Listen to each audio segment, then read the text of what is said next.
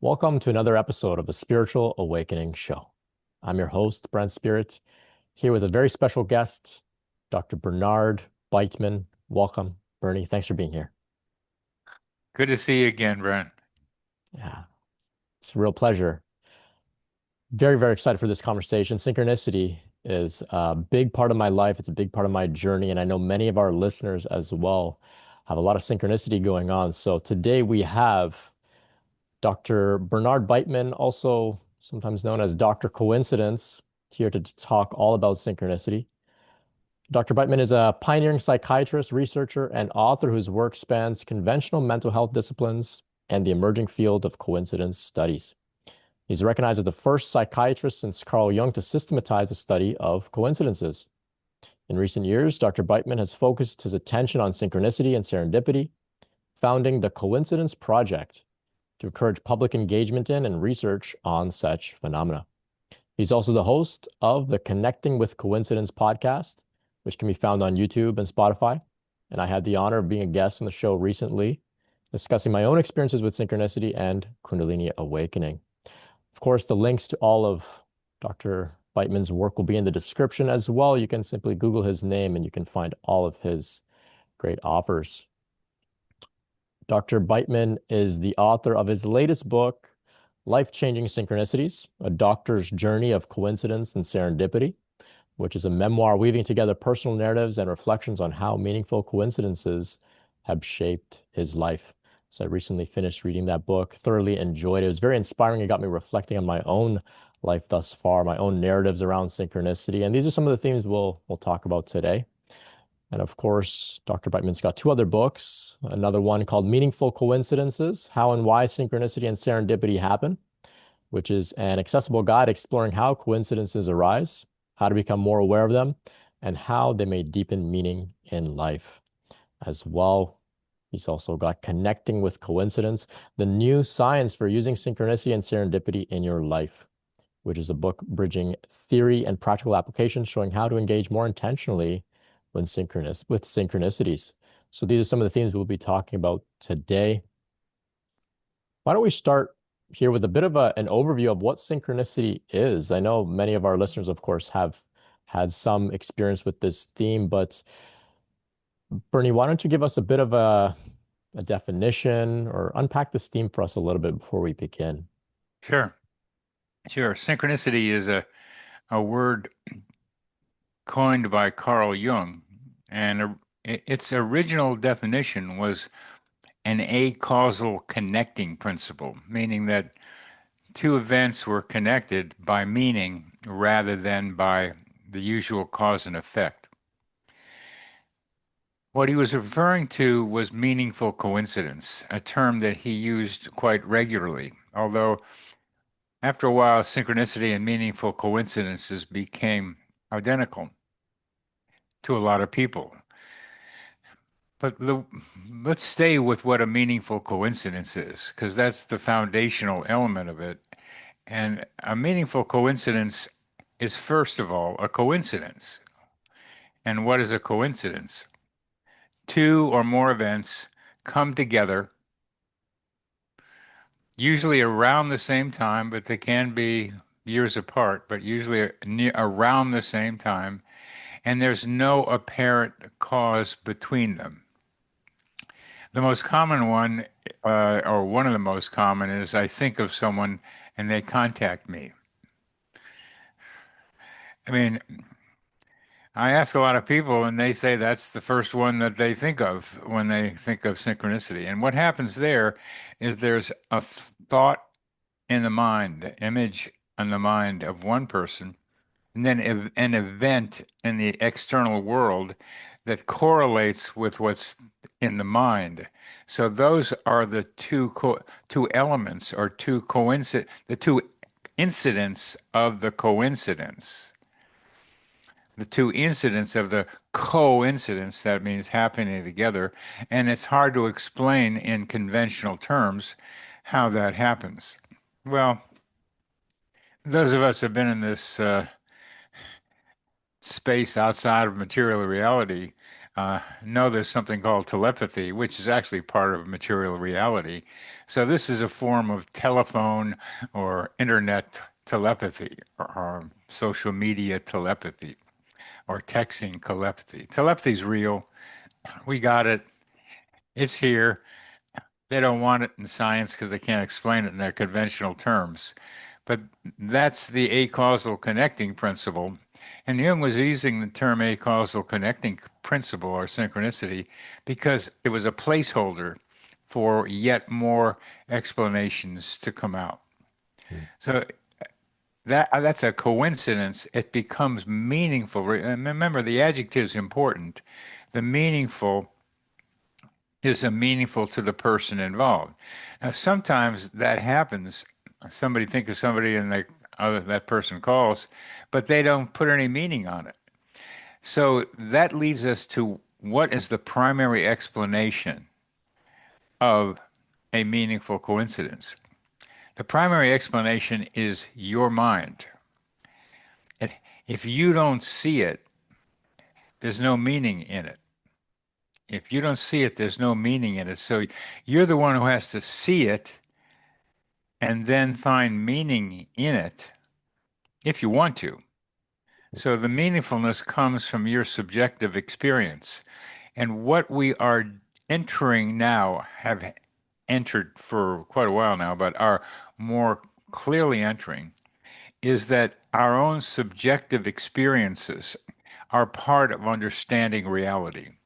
It's not just scientific measurement that has its limitations.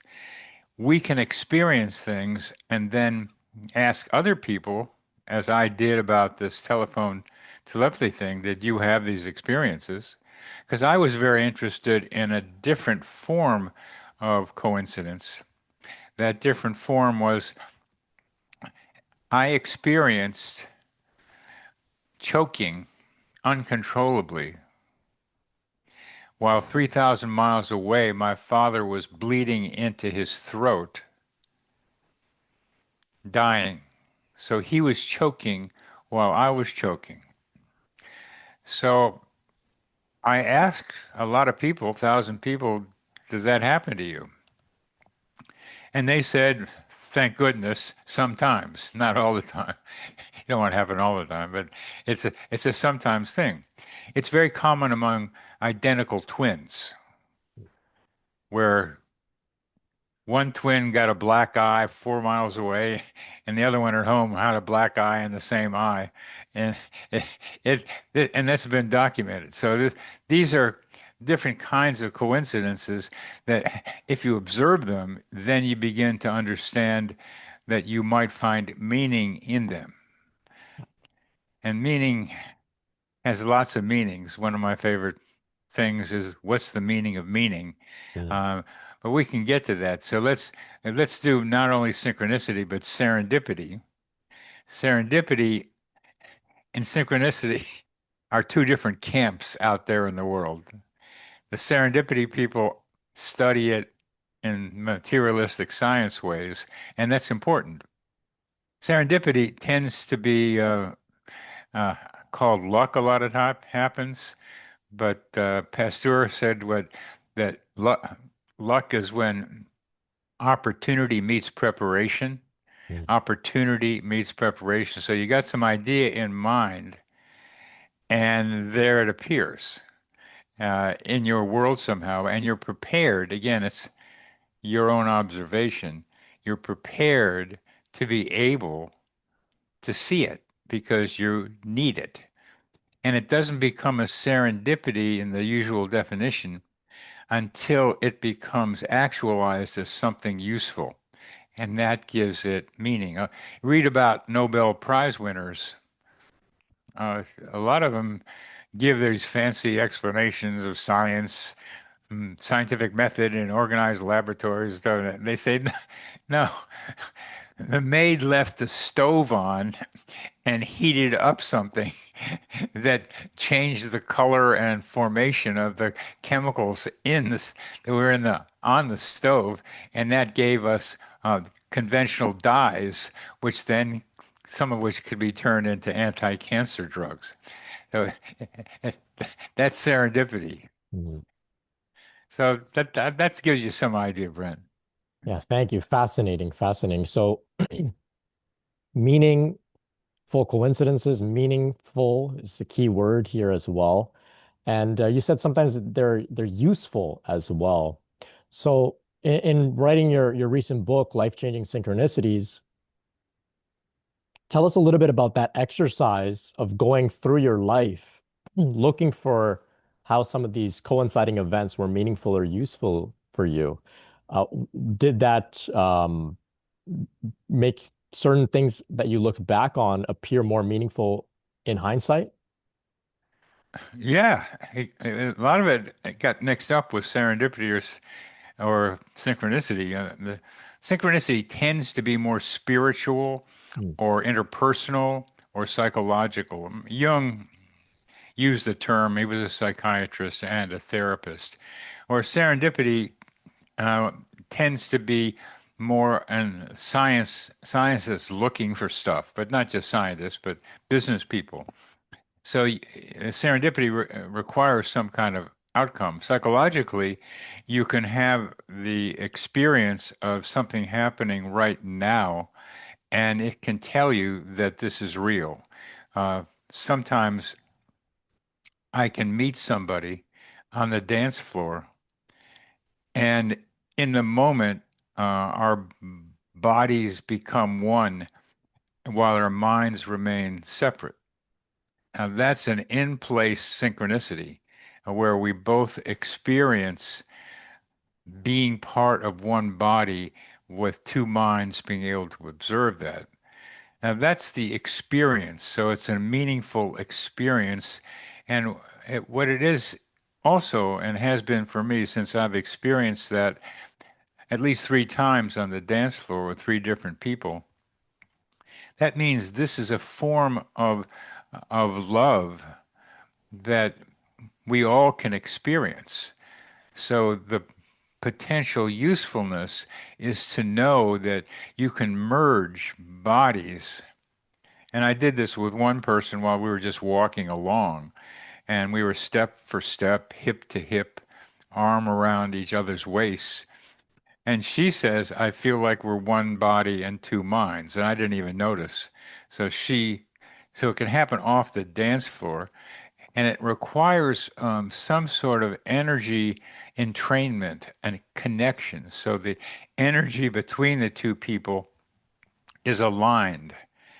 And that's where a synchronicity like this opens the ideas of what reality is as different from what we think it as being, that we can connect with each other in a loving way that does not necessarily involve sex and romance and all the stuff that comes with that, but can be something that we can experience with multiple people, and that becomes a future for humanity. So that's a meaningful coincidence with psychological and interpersonal ramifications. mm. Some synchronicities, we'll comment on that first, and I'll tell you another one. Well, I'm just thinking of the boy band NSYNC and how it seemed like that was what they were named after, that synchronized energy field or something like that that they were sort of alluding to there with that name. Like that's what I think about.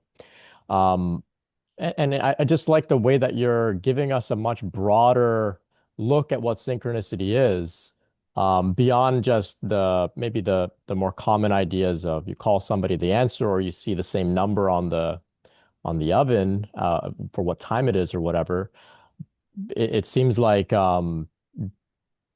there's a connection on the heart level as well here that we can say is synchronicity because we're synchronized maybe vibrationally, energetically. Uh, Yeah. Yeah, to be to be opened up to energy fields, which you are quite aware of, which a lot of the old people I know, which includes people much younger than me, they're oblivious to these energy fields. But they're there. And a friend of mine was visiting me, and she was one I had that one body, two minds things with. And she made it clear how people she knows can communicate with each other without talking because their energy fields contain the information that they're trying to convey to the other person. You know what I'm talking about? Mm. Yeah. So when one thing I noted in your book is that you very skillfully were able to express some of your synchronicity stories really concisely, clearly for that so that the reader could follow along. I know for me personally, sometimes it's difficult to express a synchronicity to a friend. Where do I start? Where do I end? What do I emphasize?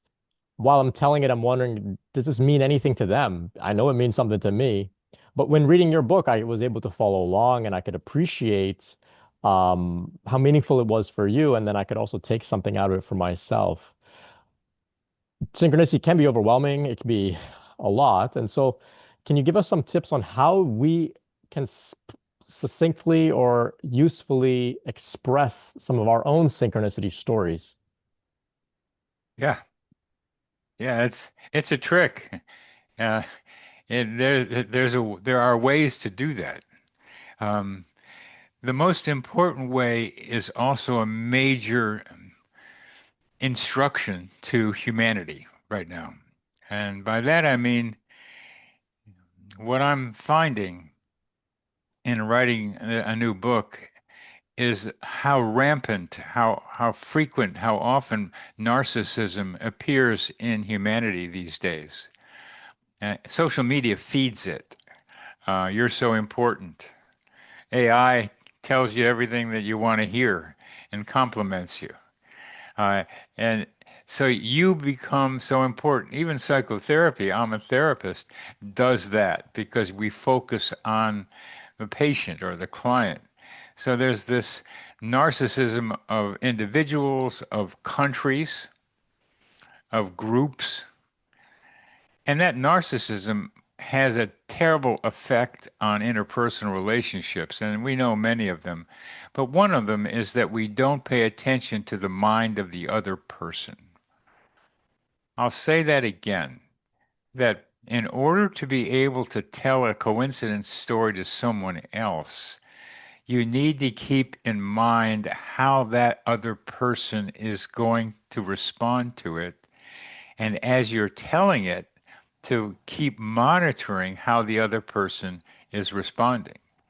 Because what happens when most people tell their stories, they love all the details.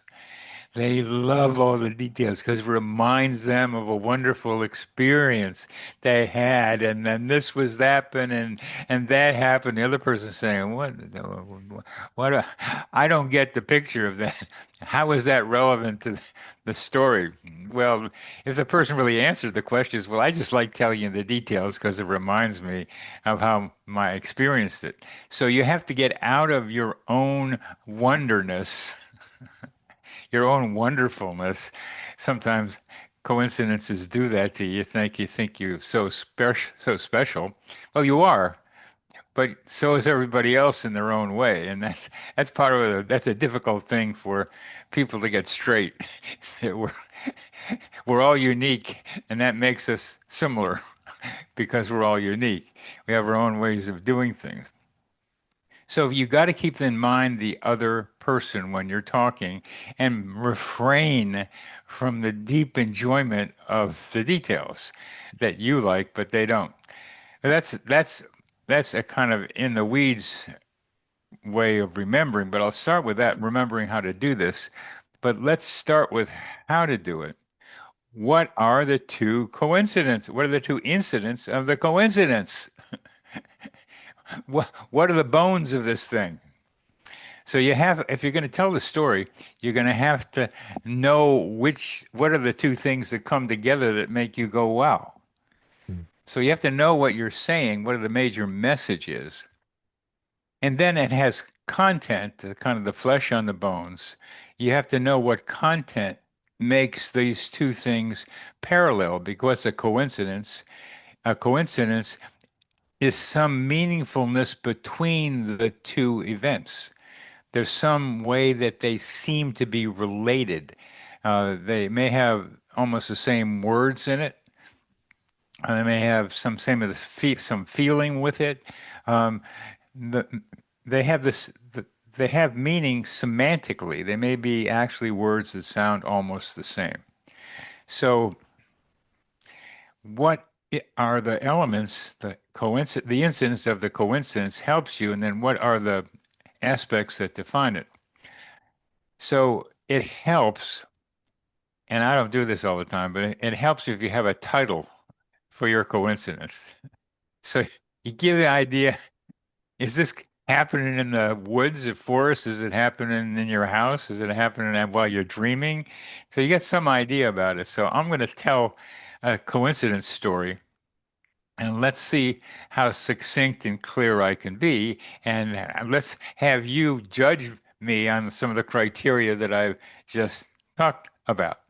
Now, I kind of know you some from having talked with you before, so I can skip some of the stuff that might have to be informed as background. So, this is the title of this thing is the Singing to the Trees. Title of this is Singing to the Trees.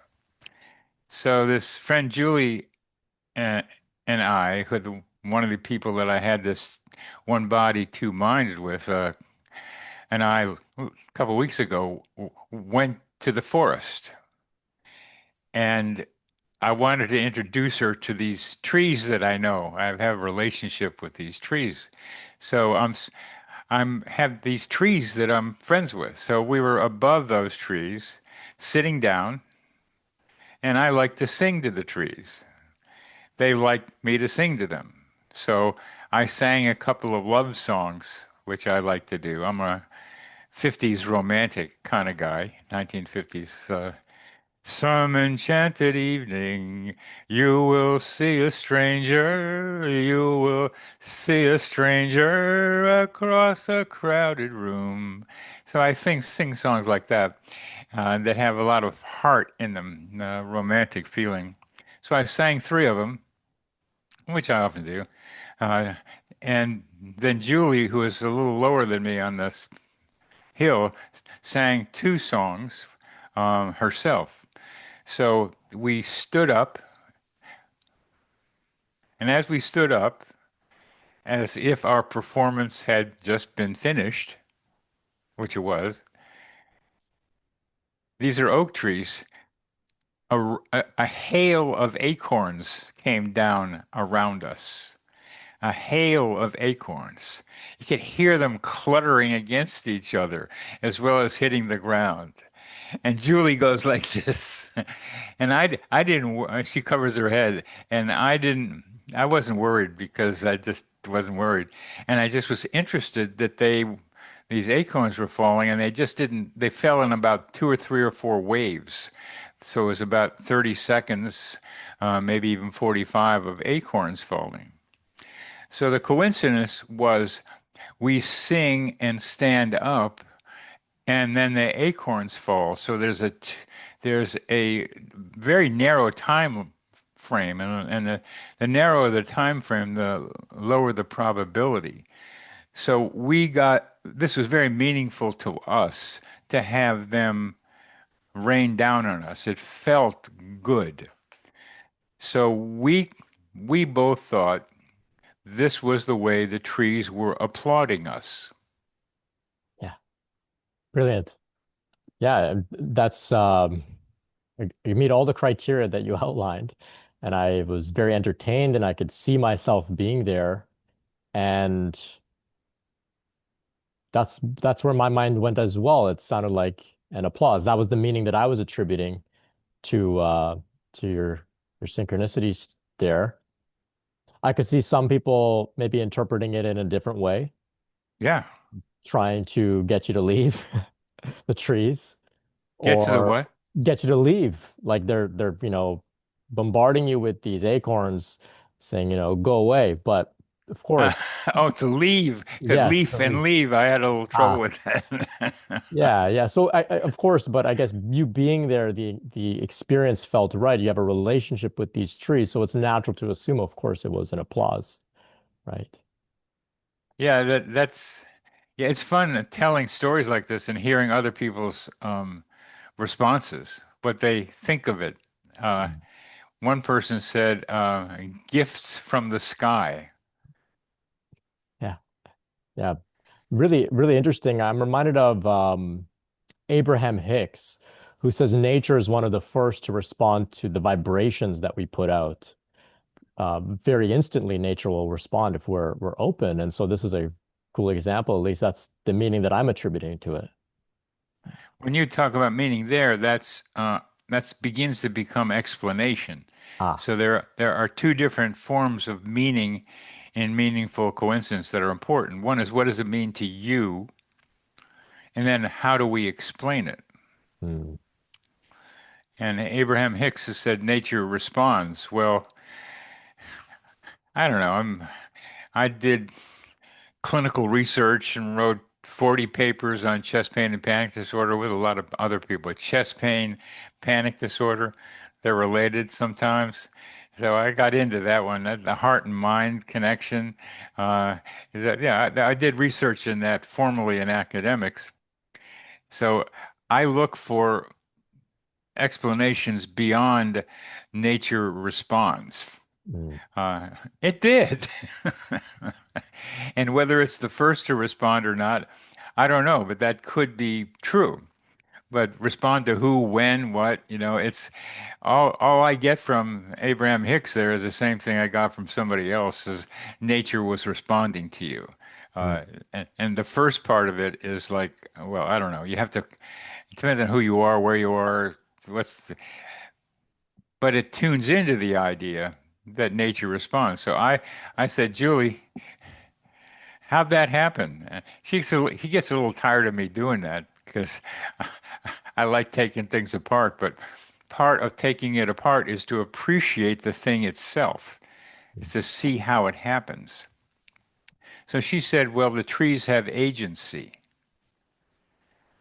I said, well, what do you think of that one, Brent? I think that's interesting. It shows they're relating with you, that they weren't just receiving your song, but also engaging in the performance or the dance, if you will, the back and forth together. Yeah, Yeah. yeah, very interesting. So the way that you broke down this synchronicity story, at least the way that I'm seeing it, some of the criteria you laid out to give it a title, to identify the two main coinciding events, then to attribute meaning to it, to think about the listener or the other person that may be reading about it or whatnot, to have empathy for them. This to me sounds like a really useful way to also overcome any overwhelmment by our own synchronicity.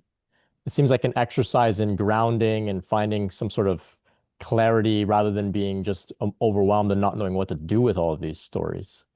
Um, I'm sure you have as well. I encountered many people. I've experienced it myself where synchronicity happens at such a high frequency in these really intricate, uh, ongoing, almost like blockbuster movie scripts unfolding, and it can be a little overwhelming and kind of causes sort of existential crisis.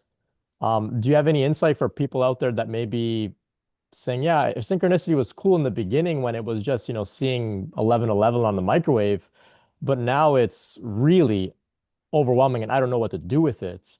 Yeah. You have any words for them? Oh, yeah. That's an important question. Numbers are probably the most common experience of coincidences. And I don't know, there's so many different numbers floating around in human reality. Telephone numbers, uh, time, addresses, all kinds of the money you get back as change if still using cash. There's all kinds of numbers around. But some people have their favorite numbers, and that's a grounding number. If you have your own favorite number. 1111 can't be a favorite number because so many people come up with that one. It just, it's the only four-digit number on our 12-hour clock, 1111. So it's a rarity, relatively speaking. It happens twice a day. So, oh, there's 1111. Or I woke up at the same time again. There's such a variety of potential meanings to those that to find them, to try to look for them out of numbers is a daunting task. The value of the number coincidences is makes you wonder about other coincidences. It makes you look into them, and you may even look up what different numbers mean. One has a different meaning as unity, and two is duality, and three is a triangle, and four is a square. Usually, some stability comes with that. So each number over centuries has collected not only what it means in counting, like your fingers, one, two, but also each number has an analogical meaning, has a meaning that's more subjective, which is also consistent. So if you're going to do numbers, study numbers. Don't just try to make something out of the fact that you get the same number at 1023 happens to you twice a day for 4 or 5 different days. Find out what the 10 might mean. Tens have meaning. 23 used to be my favorite number. I used to see it pop up all the time. And what people usually do with numbers that repeat is say, I'm on the right path. This means I'm on the right path. And just leave it at that. But if it's something more, study the numbers. If you have lots of other coincidences, and they seem to be overwhelming you, the best response is to write them down. Write them down, or we've got these things called, you know what these things look like, this thing. You can dictate into most of these things. So you can dictate your stories into your phone, and then I would suggest collecting them on something that's more available, like a Word document or a a Doc, and put them there, and then be able to go back over them and see if there are any repeated patterns. Jung was a big dream guy. Bring me your dreams and I'll analyze them, says Jung. I mean, his patient brought in dreams, and Freud was the same idea. Bring in the dreams. They both interpreted them in different ways. But dreams was a way to understand the psyche. And that's what they did. And I had some really strange ones this morning. And I said, well, what is this? And I had to try to think of it. It was really clear. I thought it was real, as some dreams are. But then they fade unless you write them down. And the same thing is true of meaningful coincidences. If you don't write them down, they are like dreaming in regular reality. So writing them down, if you're overwhelmed with them, is a very good start.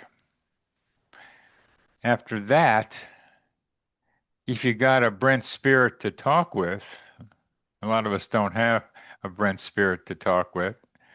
If you got somebody who can tolerate all your details and has some idea about what coincidences are, um, then you tell them, because one of the best ways to learn about them is through interaction with someone else, with whom you can discuss them. In each way, when you externalize them, telling someone, when you externalize them, writing them down, they get out of you. Literally, they become out of you. It's the energy gets out of you. So you can see it more objective. It's more objectively. Like Julie was telling me about myself yesterday, and am I really? It's true what she told me about me, uh, and that I'm kind of varied, being a psychiatrist, psychotherapist, synchronicity. I love to dance. Uh, I write books and other little things. But the way she put it together, she says she has trouble telling people about me because I'm all these different things. And the biggest one for her was like, I'm still, uh, I'm still a spokesperson for the hippie movement in the late 60s, because as you know from reading my book, I was there when it was happening. And that was one of the best experiences of my life, being an anthropologist and an experiencer in on Haight-Ashbury in the late 60s and early 70s. That that was that was a lot of fun. And then I also was a star athlete. So these are kind of contradictions uh, that one person shouldn't be all those different things. But I am, so that's and I don't know because that's who I am. So hearing it back is kind of odd, but revealing. And so telling your story, your synchronicity story, where someone else can give you feedback, someone who listens well, who can tune in the way you tuned in, Brent, and you could be on the mountain with me and Julie. And that your ability to do that. I want to pause on that one because it's so important. I could do that with Julie when she was telling me some experiences on Mount Shasta she had after she left me to go visit Mount Shasta. About about going on to Haight Street with a friend of mine who lives in San Francisco and experiencing the hippie thing, and she could tell me about Hippie Hill and going out and swimming in the Pacific Ocean, which I went into myself, and Golden Gate Park. So she could tell me things and I could be there with her, the way you could be with me and Julie while we were on the mountain singing to the acorn trees. That is an important capacity that you have that now I'm seeing many more people have because you have it, Julie can do it, I can do it. I didn't know other people could do it. Uh, and this is part of my, let me call it problem, is that because I'm in an older generation, the people I'm around don't do the stuff the younger people do. She's 36. So the younger people like you who are developing spiritually are doing stuff that I can do, but I don't know other people are doing them. So I gotta like hear it. And that ability you have to listen, if you're people who are overwhelmed with synchronicities are able to find someone like you who can experience with them what they're telling, that makes you not so alone in your experience. So finding someone like you to tell the story to is also a nice way to reduce the anxiety that comes with being overwhelmed with coincidences. Fantastic. Yeah, that's been very helpful for me as well to tell these stories to people that will listen. Sometimes Yeah, well, like that's the key. That's the key right there. one thing that I found was really helpful for me, I'm curious your thoughts on this. At one point, a word came to me.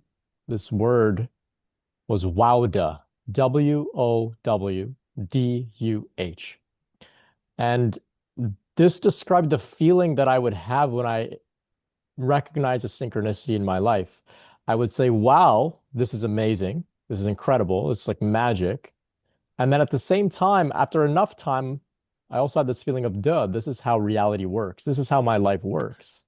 So there was a simultaneous like amazement while also just it being natural and normal. And the beauty of it was it's never something that I take for granted. Even if I experience many throughout my day, every single time there's that element of wow, this is amazing. Life is incredible. What more is in store? I'm wondering if that means anything to you, if you have any reflections on that word, wowda. That's great. That's great because it contains just what I'm trying to communicate. That you can go, wow, like I'm writing this book, and then something happens with Julie, and I start writing about it, and it fits with what I'm just writing about. I mean, I go, this has been happening pretty regular lately, and I go, wow, like that. But then I go to the duh, well, that's the way it works. But it doesn't always work that way. Uh, that's important to know. The wow duh is a balancer so that you get to like say, I'm not so special. This is part of the way reality works. Sometimes being in the flow, which is hard to define, but people know it when they're in it, is often marked by having a lot of meaningful coincidences. So that's the way I look at the something happens in the world and I pull it. And then I realized other authors, I knew a guy writing a book. I go tell him something that was amazing to me, and he runs into his studio and starts writing down what I told him to fit in with the book that he's writing. Now, he didn't include it, it turned out, but that a lot of book writers do that. They know that they can get on the train of information and take what comes in there from the outside and put it on paper because the dictation is being taken by us. Yeah. Very interesting. Use the word like the train of information out there. Would you say that there's some sort of intelligent force orchestrating, pulling some strings here to bring some of these coincidences into our lives? Well, as I'm recently discovering, human beings have the tendency to uh, add intention to situations where maybe there's nobody there. It's a human desire to make found faces in clouds, for example, um, to say there's something.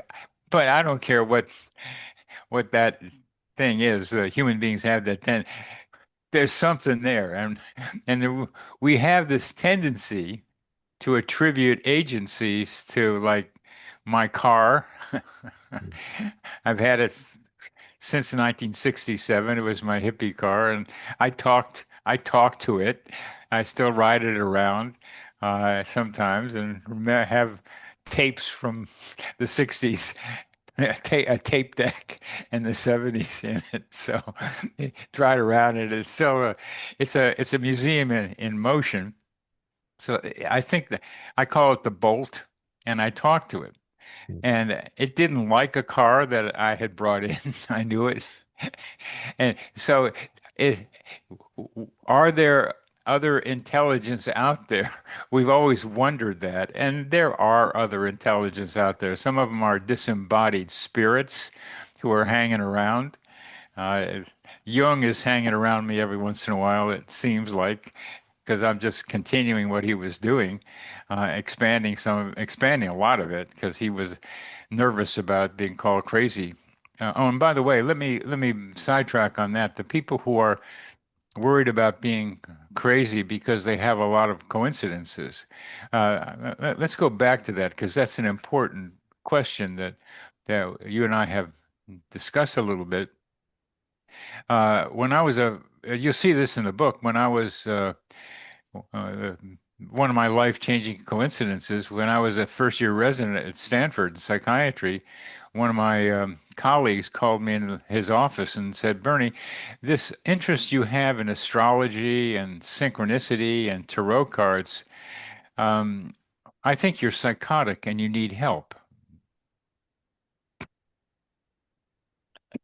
So I, I found that I, I still find it funny. Um, I was a little surprised at that. So, what's a guy to do? Well, what I did with him, as I wrote about, was said, Bob, your father is a minister, and I, in my way, am trying to bring people closer to God. He had nothing to say after that, so I walked out. But I was a little crazy, I got to admit. But the way you define the craziness with coincidences is if you do not function, if they get in the way of your functioning. because that gets the overwhelmingness that leads to what you're so devoted to, a spiritual emergency, a spiritual crisis. And those are transformative because a lot of this overload is a way of trying to tell you you are missing a lot in your reality. And we're trying to bombard you because you're not paying attention to the smaller hints. We'll bombard you with all this stuff so that you can see your view of yourself, your view of reality needs to be expanded. That's in a spiritual awakening. And that's what Brent's spirit has a lot to do with. And this is a form of spiritual awakening. Kundalini awakening and overwhelming with synchronicity are probably in some way related to each other, and also separate. So wake up, you've got to make some changes. So you find a way to embrace this and see what it's trying to tell you, what awakening you need to do at this point in your life. Very, very empowering and inspiring. I imagine you're Thank very you. similar to me in that whenever I have a synchronicity, especially some of the ones that I would attribute more meaning to, I sit in very deep contemplation of the implications of that, of the ramifications of that. What does that mean for me? And I think that activity helps me to overcome any feelings of overwhelmment, helps me to integrate that new way of operating into my life in a meaningful way. It kind of makes it's like I have a new tool to navigate life with. Oh, look out for the synchronicities. I actively anticipate them showing up. Is this also how you operate as well? You kind of know they'll be there to kind of guide you a little bit? Oh yeah. Uh, this thing of being guided, like Julie was talking about, finding ways to feel guided, and a lot of it, a lot of times it's kind of going with the flow of things, seeing where things go, where the opening is. So it's using your body and its ways of maneuvering through reality. And that's important. That's where dance helps. That's where I played football helps because where's the opening? Where are you going to go? Where's the energy? Where's the place that's open for me to go? But I'm finding a much simpler way of doing it. I mean, even though these others are important, I'm saying I got this it's like I got these headphones on. I don't really, but I have headphones on now. But I got these headphones on, and there's some entity uh, that if I ask, it's going to tell me whether to go right or left, Mm. and it's there. It but you got to this whole thing. You got to ask. It's so crazy, but you got to ask. You gotta ask. So that's why it's better to keep your mouth shut a lot and ask and listen rather than yap, yap, yap, which some people do so much. They never get the information coming in from other places that could be helpful to them. So, of course, synchronicities are guides. Mm. And I'm saying they're guides. How many of you have had good friends or relatives who very earnestly, with open heart and great care for you, given you bad advice? Yeah. That, that took me a while to figure that one out. Coincidences are like that. You gotta, there's suggestions. Sometimes there's a trickster involved. Sometimes there's something else. Maybe the trickster will get you someplace. Keep in mind that some synchronicities are awful at the beginning. I've had some terrible ones and done the synchronicity and say, oh my life blows up. But then at the other end, it's so much better that that happened. So you can't judge the coincidence only on just what happened now or soon after, but what its long-term effects are. And sometimes the other way, oh, this is really good. And the biggest one is with romance. Oh, we are meant to be together. This feeling we've got is so amazing. It's we've got to like build on it and build our life together and have this feeling between it. Well, I know three people who have described something just like that, and each of them I had got divorced, and so I said, "Well, what happened?" And they said, "Well, we didn't talk about our relationship." It was enough for them that they had these amazing romantic coincidences. But once you get past the romance, you gotta like talk to each other about what's going on with each other. You gotta communicate and figure out who are you and who am I and what do we want and what's it gonna be like tomorrow and how do we do the cooking and who cleans the yard up and when do you get up and when do I get up? I mean, these are like things that can call. What about money? These are things that require like three-dimensional discussions. Hmm. Yeah. Yeah, we have to be grounded and discerning. And I guess synchronicity can be used in some respects as a way to spiritually bypass having to make rational decisions.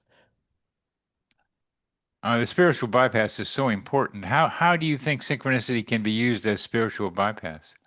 If we, for example, use it as our sole criteria for decision making, it's maybe spiritual is the word that I'm putting onto it. I see it as a spiritual thing, but it could be used to bypass rational, logical, common sense, even, or to justify staying in situations that we're better off leaving, things like that. Well, that's important. I don't, that's new to me, Brent. So Mhm. I wonder if you just elaborate a little bit on that because I haven't run across that. Yeah, so I've encountered people that have particular, I mean, I've experienced it myself where there are, like we were speaking about relationships, there's a lot of synchronicity that seems to maybe imply that you're meant to pursue this relationship or stay in the relationship. And yet the feelings, the behavior, the actual experience of the relationship, everything is saying you have to leave.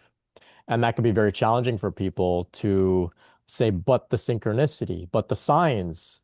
But the meaningful coincidences, what does that mean? How can that be there if I'm not meant to be in the relationship, for example? And so, of course, we have to still use discernment, and not solely rely on synchronicity to tell us where to be or where not to be. Yes. Um, I've got a story about that with a renowned psychiatrist and all the wonderful things that happened before and during the marriage ceremony with just I don't know, stars aligned or things happening just meant to be. And soon after they were divorced, and they just were not compatible and they didn't realize that. So, yeah, you've got to be discernment is such an important word in all this, Brent, is which one should I follow? Which one shouldn't I? Um, Mhm. and you got to do that. Yeah, and just the example that I think of now in my own life is I encountered somebody that asked me to work for them, and there was synchronicity around our encounter.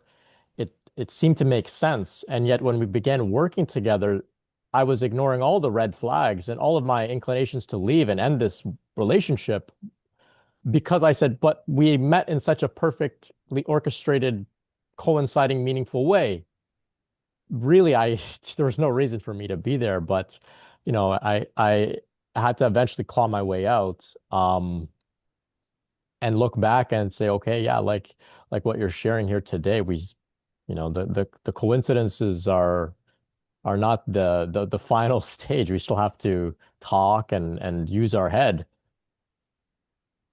Yeah, I'll summarize that with their guideposts or suggestions rather than commands. Mm, yeah, yeah. Well said. Yeah. So some of your work now moving forward in our conversations earlier have to do with synchronicity and its role on a much larger scale globally. Can you talk to us a little bit about how synchronicity might change the world?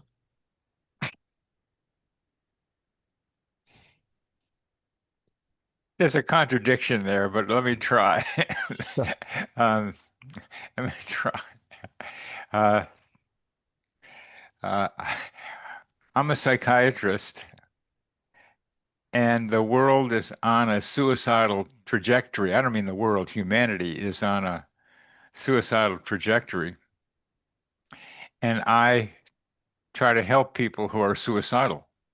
Mm. Which I don't say is I don't like to deal with suicidal people. They scare me. So I've had them around because one of my patients after she left me committed suicide, and I just found out about that later. And so the suicide thing in psychiatry is a loaded issue because people can get sued if somebody commits suicide. A psychiatrist can if they're their patient, and we can't stop them. So what I've come to be able to say about humanity is on a suicidal trajectory. Does humanity want to be in psychotherapy? Mm. And the way I've structured this book I'm writing, which is called The Appointments Therapy for Humanity. And the reason humanity comes into the book is because Gaia is complaining about humanity. You're mistreating me, says Gaia. And if you don't get help, we're done. And you need me more than I need you, says Gaia. So humanity reluctantly comes into therapy. So that's the way I set that up. And it's kind of like I'm hearing myself say this actually out loud for the first time. It sounds like it works all right. Does it sound like a decent beginning to you? Yeah, yeah. Especially me being a therapist myself, I'd be curious um, to read and just the image of all of humanity reluctantly going and saying, "Okay, let's give this a try," uh, and showing up, maybe a little closed off and building rapport. I could see that being really powerful and entertaining as well. Yeah. Yeah, it's they get into it those two, and I gotta keep that therapist calm down sometimes because it gets too didactic, like tries to tell kind of what I call the collective human organism, also a collective human organism, because humanity is made up of a bunch of different parts. So when you ask about how does synchronicity help um, humanity, well, have to introduce that idea that there are global synchronicities, global ones that are directly related to humanity operation in the world. And one of my favorites right now is that across the world in different countries, different cultures, uh, there have birthed up dystopian science fiction movies, all about how bad things are going to happen in the future. This myth, this dystopian future, is partly related to the Christian Bible's last book, Revelation. And it's one of the most horrible, awful, terrible things that happen, except if you're special. If you're not special, you're absorbed into the B666 and all the fires and it's a terrible story. I don't like reading it, but I read some of it. That's the future that Christianity has brought to humanity. Um, and humanity has responded, I think, these days by creating movies that are dystopian with AI taking over or being invaded by other species and other from other planets, or just Dune, the book's Dune, where the water runs out and people are fighting over water. So there's a lot of dystopian movies going on around the world, and I didn't know that until I started writing that.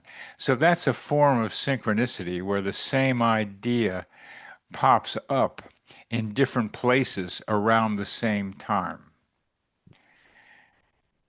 That's an example. Yeah.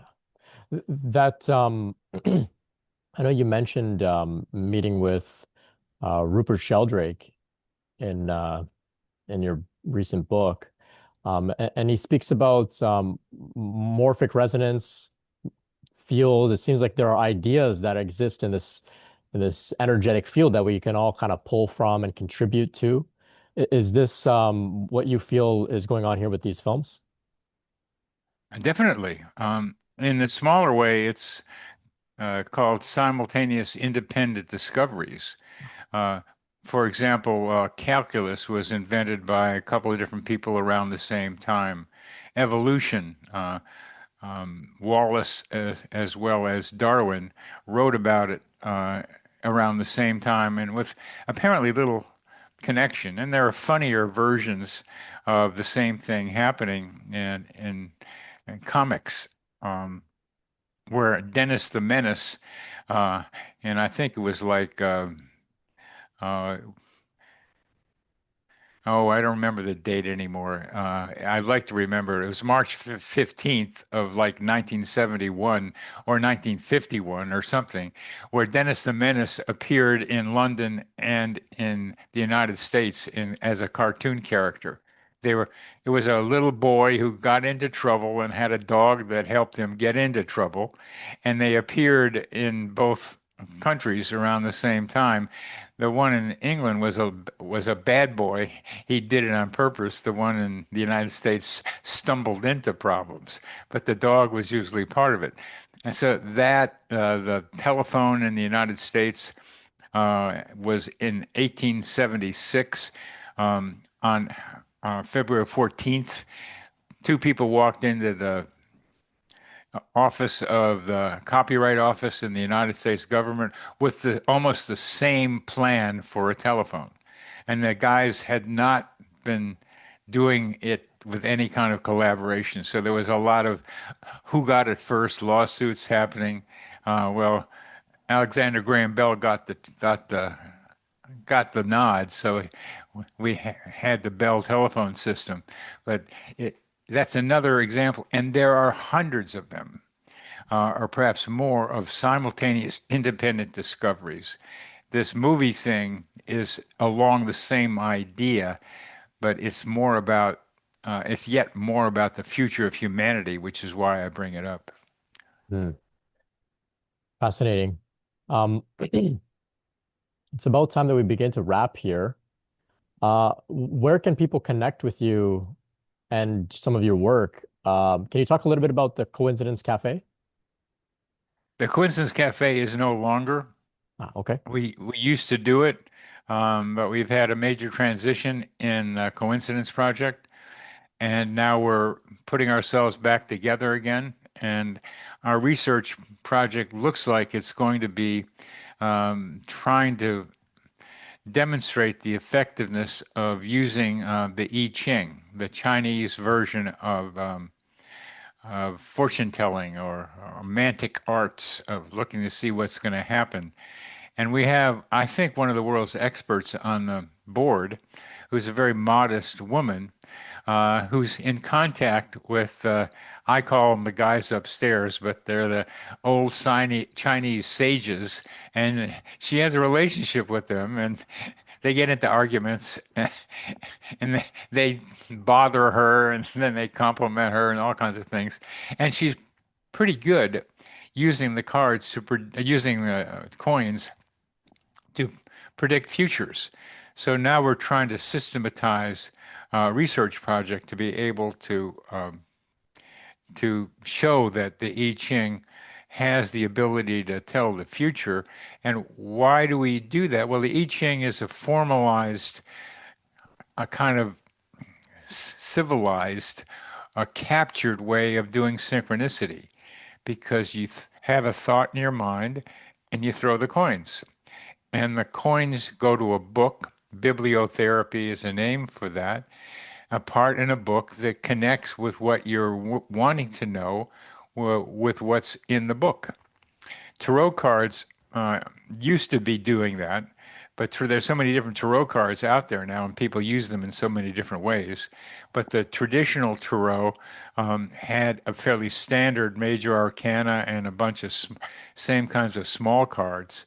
And that consistency over decades and centuries allowed for some prediction. So that's the direction that we're going in. But I'm eventually thinking that we're going to be talking about developing the collective, a myth for the collective human organism, and that's my mission right now is to get some help as I'm finishing this thing to try to develop aspects of that myth and bring them into wider consciousness. And part of that myth is using synchronicity globally as a way to help guide humanity into our future. What type of help are you looking for? Maybe there's some out there listening in, and through synchronicity, you can be connected. I'm looking for people who are good self-observers, people who are able to observe the functioning of their own minds, who are able to see not only their thoughts and feelings, but also their intuitions, and to be able to read their intuitions with some pragmatic, practical accuracy. So they've refined the ability to understand their emotions and their intuitions, and who are open to the idea that there are disembodied spirits hanging around us here who want to be able to help us if we let them. So that I look for people who are self-aware, who are also able to do what you're able to do, tune in to the mind of the other person as you're talking, so that you can read how the other person is experiencing you. I call that knowing the mind of the other person, and knowing the mind of the other person in an ongoing way. That is a very difficult project for a lot of people in this narcissistic world. I would then like to have these people know how to get along, not even just get along, but move towards loving other people in ways that are not complicated by jealousy and envy, which are two major impediments to human beings in groups getting together. Because I'm talking about developing a group that becomes the collective self-observer. The collective self-observer observes the activities of humanity in the same way that each person observes the activities of their minds. This collection of self-observers needs to be highly functioning interpersonally to be able to step back and comment when there are problems, because anytime you get a bunch of people together, there's going to be problems. it's it's in the nature of humanity. And when we start thinking of those problems as clues to yet higher evolution of the group and see them as like trustworthy guides, even though they're really bothersome and I don't want to talk about it, is like part of the way this collective self-observer begins to evolve. That's that's a good that's part of the description, and I'll stop there. Well, for those listening in who may feel that they fit the criteria and are interested, and connect with Dr. Beitman, the links to all of his work will be in the description. Fascinating project. This of course, it seems to coincide with the idea of humanity going into the therapy, for example. There's the collective self-observer that will be part of that therapeutic process, I imagine. Of course, you know Yeah. that. Yeah. You got to Sure. have you got to have the patient have a self-observer Yeah. because then you as the therapist connects with their self-observers. So both of you are observing what's going on in the person's mind, but they got to be able to observe it and report it to you. So of course, the collective self-observer functions something like the self-observer of the individual. Very cool. Very, very cool. Yeah, that would be a pretty exciting project to be a part of in some way. So if you're called, you can explore the links in the description. Check out Dr. Bateman's podcast, Connecting with Coincidence. Like I said, it's available on YouTube, on Spotify. His latest book, Life-Changing Synchronicities, A Doctor's Journey of Coincidence and Serendipity, is available for sale now. The links will be in the description. Check it all out. Dr. Bateman, thank you so much for being here with us today and for your work on synchronicity. This is such a gift to all of us. It really, really is. So thank you. Thank you. Well, with my heart, Brent, as I've said before, I appreciate you. Yeah, And I appreciate being able to make a heart connection with you because it's really easy for me to talk with you. You're a delight. And likewise. so I thank you for inviting me on your podcast. Of course. And maybe we'll have another conversation in the future as well. Okay. Yes. To our audience, thanks for hanging out with us today. Till next time, much love and peace.